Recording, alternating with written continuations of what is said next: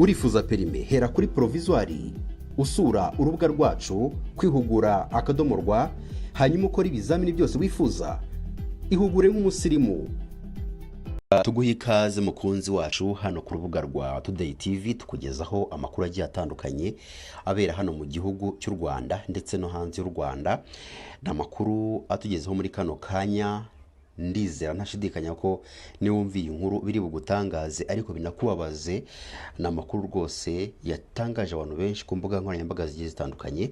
Mbere yuko tukugezaho aya makuru, reka tugusabe uri hasi gato ya video urimo kureba, urabona akajambo subscribe gakandeho, utegerezeho gatoya urabona akamenyetso kameze nk'inzogera nako ugakandeho kugira ngo ujye dukurikira umunsi ku wundi. Namakuru arimo kuvugwa cyane no mugabo twavuga ko ameze nk'umusazi kuko ntabwo ibintu bakoze bifite cyangwa se byakorwa n'umuntu muzima, kuko ni mu karere ka Nyanza. Ni umusore wagiye kwishyuza cyangwa se kubwira mudugudu ko banze kumwishyura amafaranga ye ibihumbi 150 yari yakoreye yica umuntu. Ibaze nawe kuba umuntu yisha umuntu bamusezeranyije amafaranga hanyuma banze kuyamuha, ajya kubwira mudugudu ko yisha umuntu, bamusezeranya amafaranga banga kuyamuha. Turifuza kukugezaho iyi nkuru mu buryo burambuye, wowe icyo usabwa ni ukuduha umwanya wawe. No musore yagiye gusaba ubuyobozi bw'umudugudu ngo bumwishyurize amafaranga yasigawemo ubwo yicaga umuntu. Uyu musore yaje gutabwa muri yombi. Amakuru yaje ko yamenyekana nuko urwego rw'igihugu rw'ubugenzacyaha RIB rwataye muri yombi abantu batatu, aribo Theophile Nyamurinda w'imyaka 42 bikekwa ko yahaye ikiraka Atanaze Ntawupfa bimaze w'imyaka 26 afatanije na Ndagijimana Vincent Bahimba Mayambara w'imyaka 76. Icyo kiraka cyari cyo kwica Clementine Mukeshimana w'imyaka 35 wari umugore wa Theophile Nyamurinda. Nyakwigendera Clementine yaratuye umudugudu wa Bayi mu kagari ka Cyotamakara mu murenge wa Tyazo mu karere ka Nyanza. Amakuru avuga ko nyakwigendera Clementine yari yaratandukanye n'umugabo we Theophile, bari barasezeranye byemewe n'amategeko bitewe nuko Clementine atabyaraga, maze umugabo we Theophile amuta mu nzu asiga ayibamo wenyine ajya gushaka undi mugore. Mu kwezi k'Ukuboza umwaka wa 2023 Clementine yasanzwe mu nzu iwe yapfuye, nta ndwara izwi yari afite. Cyakora abantu baturiye bahageze bwa mbere baketse ko yarozwe, gusa RIB yatangiye iperereza kuva ubwo ngubwo. Muri uko kwezi kwa gatandatu 2024 mutubabarire, muri uko kwezi kwa gatandatu 2024 bikekwa ko Ntawupfa bimaze Atanaze yagiye kureba umukuru w'umudugudu amubwira ko yahawe akazi n'umugabo wa nyakwigendera ari we Theophile Nyamurinda ngo yice umugore we Clementine. Amwizeza kumuha amafaranga ibihumbi 200 by'amafaranga y'u Rwanda. Gusa icyo gihe yabanje kumuha avance y'amafaranga y'u Rwanda ibihumbi 50 abimuha cash. Uwahaye amakuru ikinyamakuru Umuseke dukesha iyi nkuru yagize ati icyo gihe Atanazi yagiye avuga ngo nyakubahwa muyobozi, mwanyishyurije ibihumbi 150 by'amafaranga y'u Rwanda bansigayemo ko Theophile yanyimye amafaranga kandi yampaye ikiraka cyo kwica uriya mugore we, ko nafatanyije kandi n'umusaza witwa Mayambara. Umukuru w'umudugudu wabaye akimara kumva iyo nkuru yahise amenyesha urwego rw'igihugu rw'ubugenzacyaha RIB, narwo ruta muri yombi bariya bagabo batatu, aribo Atanazi wivuyemo agatanga amakuru ko yishe umuntu, ndetse Theophile bikekwa ko yatanze ikiraka, ndetse n'Amayambara bikekwa ko yafatanyije n'uriya mugabo kwica Clementine. Aya makuru kandi yemejwe n'umunyamabanga nshingwabikorwa w'umurenge wa Tyazo Alphonse Muhoza ubwo yaganiraga n'ikinyamakuru Umuseke dukesha iyi nkuru, abakekwaho kwica nyakwigendera hari amakuru avuga ko bari bamunigishije igitenge ubwo bamusangaga iwe. Amakuru avuga ko iperereza rikomeje, bafungiye kuri sitasiyo ya RIB ya Tyazo. Nk'uko twabikubwiye, ni amakuru yababaje abantu benshi ku mbuga nkoranyambaga zigiye zitandukanye. Abantu bacitse ururondogoro bavuga bati nyamuneka isi irashaje, ni gute umuntu w'umugabo w'imyaka 36 yafata umwana mutoya w'imyaka 15? Noneho ikintu cyababaje abantu benshi ni ahantu yamufatiye ku ngufu, ni ahantu yamusambanyirije mu rusengero, ku rusengero. Rero ibi byamenyekanye uyu munsi tariki ya 16 z'ukwezi kwa gatandatu 2024, aho rero uyu mugabo w'imyaka 36 yafashe ku ngufu umwana w'imyaka 15 ku rusengero. Biza kumenyekana mu gitondo kuri izi tariki twavuze haruguru, ari uko uyu mwana yashakuje avuza induru ataka cyane. Rero abantu bari baje mu rusengero, baje muri misa ya mbere, nibo bagiye gutabara basanga n'umwana mutoya urimo kuvuza induru. Byateye ikibazo gikomeye cyane ku mbuga nkoranyambaga zigiye zitandukanye, ubwo ifoto y'uyu mugabo yakwirakwizwaga ku mbuga nkoranyambaga bavuga bati isi irashaje, ni gute umuntu w'umugabo ungana gutya yakora amahano nk'aya ngaya noneho ku rusengero rw'Imana. Bivuze ko ku bigaragara urusengero rwamaze guta agaciro mu buryo bugaragara. Kubona ibibazo nk'ibi ngibi cyangwa se ikintu nk'iki ngiki kihabera nk'ahantu nka hariya, murabyibuka na kera na kare, ubwo jenoside yakorerwaga abatutsi yabaye, habayeho ikibazo gikomeye cy'uko abantu bose bahungiye mu nsengero. Byabaye ngombwa ko icyo gihe bicwa mu gihe bari bazi ko bahungiye ahantu hashobora kutabateza ibibazo. Ibyo rero tubishingiye ku kuba umuntu nk'uyu nguyu w'imyaka ingana gutya, mukuru gutya, yakora ikibazo nk'iki ngiki, agakora icyaha nk'iki ngiki. Turifuza rero kukugezaho byinshi kuri iyi nkuru, tukubwire ese byagenze gute, byaturutse kuki kugira ngo uyu mugabo afate umwanzuro wo gufata ku ngufu uyu mwana. Ese byagenze bite kugira ngo noneho bibere ku rusengero? Rero turagusaba kuduha umwanya wawe, ni iminota mikeya rwose, ugahita usobanukirwa byinshi kuri aya makuru twifuza kukugezaho. Umugabo w'imyaka 36 wo mu kagari ka Menge, umurenge wa Muhoza, mu karere ka Musanze, yatawe muri yombi akekwaho gusambanya umwana, amusambanyiriza ku rusengero. N'umukobwa w'imyaka 15 rero cyabereye mu bwiherero bwa paruwasi katedrali ya Ruhengeri. Amakuru y'ifatwa ry'uyu mugabo yamenyekanye mu gitondo cyo ku cyumweru tariki ya 14 Kamena 2024 ahagana saa 12, ubwo abakirisitu bari bagiye mu misa ya mbere, bumva uyu mwana w'umukobwa asakuza, asa nk'utabaza. Rero bakaza kumutabara basanga ari gusambanywa. Bivugwa ko kandi ubwo uwo mwana w'umukobwa wari uri gusambanywa yari yagiye gusenga, yajyaga kwiherera mu bwiherero bw'urwo rusengero, yahasanze uyu mugabo wari uhari ari kuvugira kuri telefoni ngendanwa, we akajya kwiherera nk'uko bisanzwe, nk'uko n'ubundi yari agiye kwiherera. Uyu mugabo akamusangamo, ariho yahise amufata ku ngufu. Umuvugizi wa polisi mu ntara y'Amajyaruguru SP Jean Bosco Mwiseneza yemeje aya makuru avuga ko ukekwaho iki cyaha yafashwe agahita ashyikirizwa urwego rw'igihugu rw'ubugenzacyaha RIB. Yagize ati yego, uyu musore akekwaho gusambanya umwana w'imyaka 15, ukekwa afungiye kuri sitasiyo ya RIB mu tubabarire ya polisi ya Muhoza, ari gukurikiranwa n'urwego rw'ubugenzacyaha RIB. Ingingo y'Ijana na 36 y'itegeko riteganya ibyaha n'ibihano muri rusange ivuga ko iyo umuntu mukuru asambanyije umwana akabihanwa n'urukiko, ahanishwa igifungo kitari munsi y'imyaka 20 ariko kitarenze imyaka 25. Iyo umuntu mukuru asambanyije umwana ufite cyangwa urengeje imyaka 14, bigatera uwo mwana indwara idakira, ahanishwa igihano cya burundu cyangwa se igifungo cya burundu.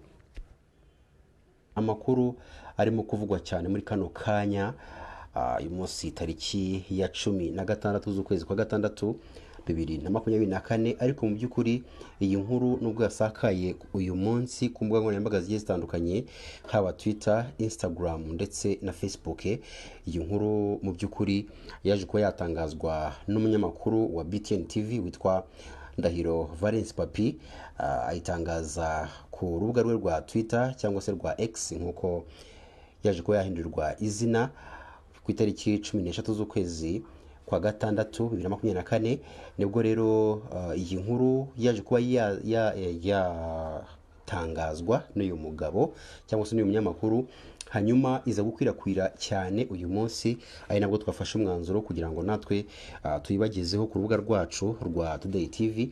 Rero ni umudugudu ni mu mudugudu wa Birama mu murenge wa Kimisagara. Ubwo umugabo yasanzwe mu mugozi yiyahuye, bikekwa ko yabitewe nuko yari amaze gusambanya umwana yibyariye imyaka 12 y'amavuko.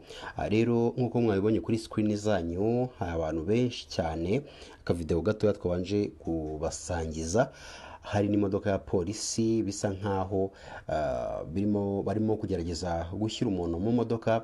Rero ibi ngibi rero byabaye muri Kimisagara n'ubundi nk'uko twabivuze haruguru mu mudugudu wa Birama, aho rero uyu mugabo yasanzwe yiyahuye, bikekwa ko byatewe no kuba yasambanyije umwana we yibyariye. N'amakuru rero yagiye avugwa kenshi muri iyi minsi kugeza uyu munsi, kugeza aho abantu benshi bavuze bati isi irashaje, abandi bagatanga ibitekerezo bigiye bitandukanye bavuga bati we byagenda kose nta kibura impamvu, hari impamvu uyu mugabo yiyahuye akaba yanze kuguma gusebera muri rubanda no gufungwa bitewe n'amahano yakoze. Reka dukomeze dukurikiranire tumenye ese byagenze bite umwana, ko kuva icyo gihe amakuru ye ntayo bongeye gutangaza. Byagenze bite? Amakuru make turibone turayakugezaho 5 kuri 5. Icyo usabwa ni gukora subscribe. Ni amakuru yatangajwe n'umunyamakuru wa BTN TV witwa Ndahiro Valens Papi. Nk'uko bigaragara ni screenshot yafashe, bidashidikanywaho ko ari umuntu wamuhaye amakuru, avuga ko hari umwana mutoya w'umusore, sinamwita muto kuko yashoje kaminuza, w'umusore wishwe cyangwa se wapfuye ubwo yarari mu Kagera National Park, ariko yajyanye n'abazungu 3. Aho rero uyu musore yaje kuba yapfa mu buryo butasobanutse. Abantu b'abayobozi bariya baba bashinzwe pariki icyo gihe nta kintu bagize batangaza, dore ko bikekwa ko n'abazungu bari kumwe n'uyu musore bashobora kuba barisubiriye mu gihugu cyabo. Ni ibintu rero byateje urujijo rukomeye cyane, aho umwana w'umusore wari ugisoza kaminuza, kuko yayishoje 2023, yigaga mu kigo kaminuza ya Kiste, murahazi hano i Nyarugenge. Rero uyu musore nibwo yararangije muri kaminuza, hanyuma yaje kuba yakwitaba Imana ariko mu buryo butasobanutse, ari muri iyi National Park yitwa Akagera. Rero abo mu muryango w'uyu musore barimo gutabaza, bifuza ubutabera no kumenya cyangwa se gusobanurirwa ikintu cyatumye uyu musore apfa cyangwa se icyo uyu musore yazize. Reka rero tukugezeho amakuru ye. Ndahiro Valens Papi kuri Twitter yanditse agira ati, abo mu muryango wa Jean de Dieu Tuyiringire barasaba ko hakorwa iperereza ryimbitse ku rupfu rw'uyu mwana, bivugwa ko yaguye mu Kagera National Park. Ibyo abo mu muryango bavuga ko ari amayobera, mu gihe yari ari kumwe n'abazungu 3. Nyakwigendera rero avuka mu karere ka Nyamasheke, rero yashoje kaminuza 2023. Kuri message abo mu muryango w'uyu musore bohereje Ndahiro Valens Papi, bari banditse bati, hari urupfu rubabaje rw'umwana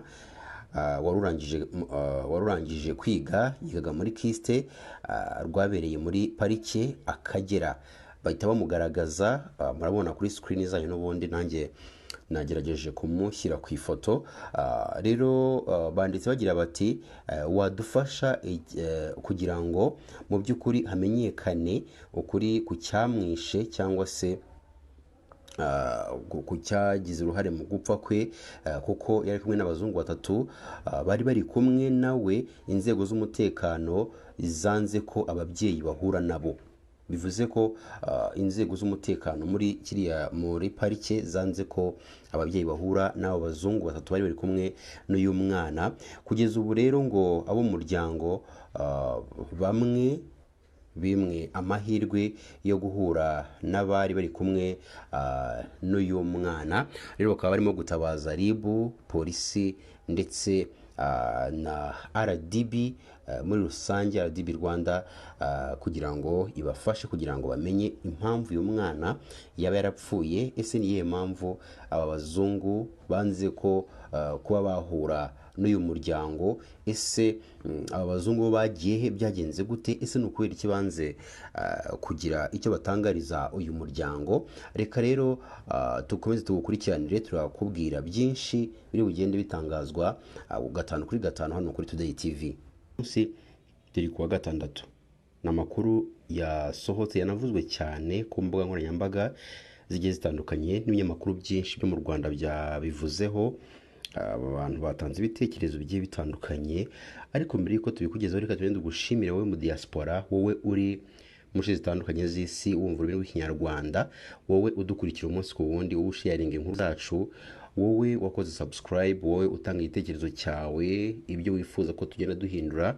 Turizera ko wanyuzwe, kuko tugenda duhindura buri kimwe bitewe n'ibyifuzo wowe ugezaho. Rero turagusaba kuzajya uhora uduha ibitekerezo kugira ngo turusheho kunoza uburyo dutangamo amakuru.